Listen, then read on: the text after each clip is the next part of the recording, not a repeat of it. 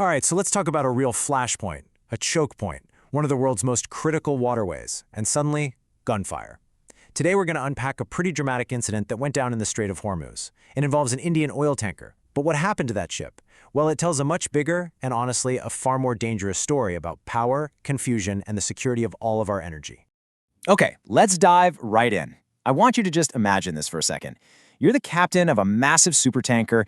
You've just gotten clearance to go through the most important oil lane on the planet. And then you hear this. That panicked voice? That's from the Indian-flagged tanker, the SANMARHERALD. It's a desperate radio call as Iranian gunboats are literally opening fire on them. I mean, that is the sound of order just completely collapsing into chaos. So, what exactly happened out there in the middle of this critical waterway? Let's break down the sequence of events that put this huge oil tanker and its entire crew right in the line of fire.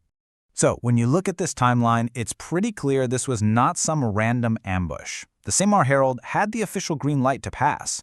So what happened next was a sudden, violent reversal of that clearance. A routine passage just turned into this incredibly life-threatening ordeal, and yeah, they were forced to turn back. And just to give you a sense of the scale we're talking about here, this isn't a small boat. The SANMARHERALD is a monster. It's longer than 3 football fields, and it's carrying nearly 2 million barrels of oil. So attacking a ship of this size, of this importance, that's not just reckless. It's a really shocking escalation. Okay, so the big question is why? Why was this tanker fired on? To really get it, we have to zoom out from the incident itself and just look at the waterway.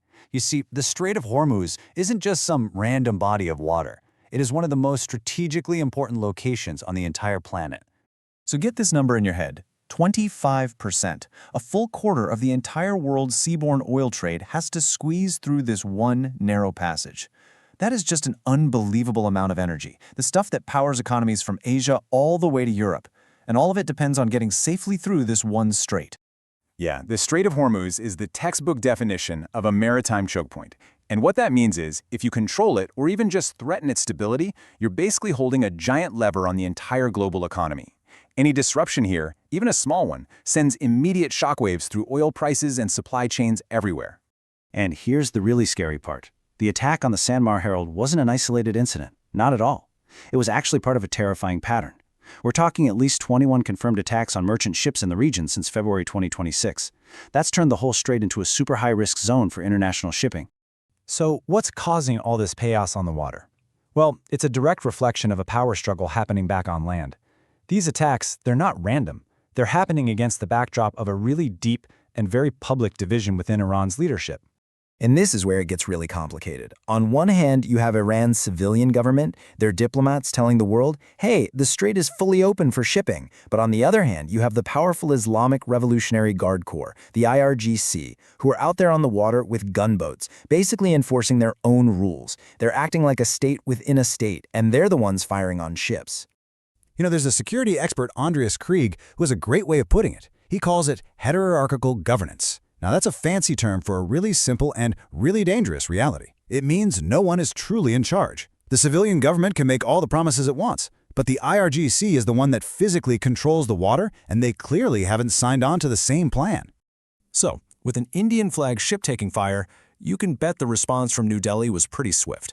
They moved quickly through all the official channels to let Tehran know just how unhappy they were. And India's response was, textbook diplomacy. First, they called in the Iranian ambassador. That's step one. Then they expressed their deep concern. Now, that might sound mild, but in diplomatic language, that's code for being incredibly angry. For a country like India, which imports a ton of energy, safe passage isn't just a nice to have, it's a matter of national economic security. The demand was simple: make sure our ships are safe.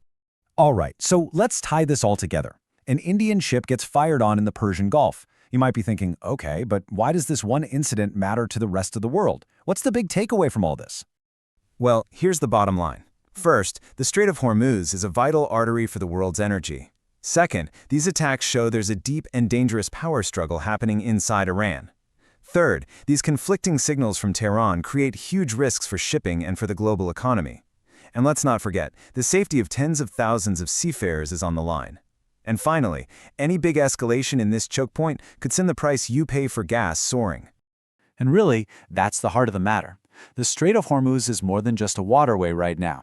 It's become a test of who really holds power in Iran. The world is watching, but the big question is still hanging in the air. Who is truly in charge? And until we have an answer to that, the world's most important oil lane remains on a knife's edge.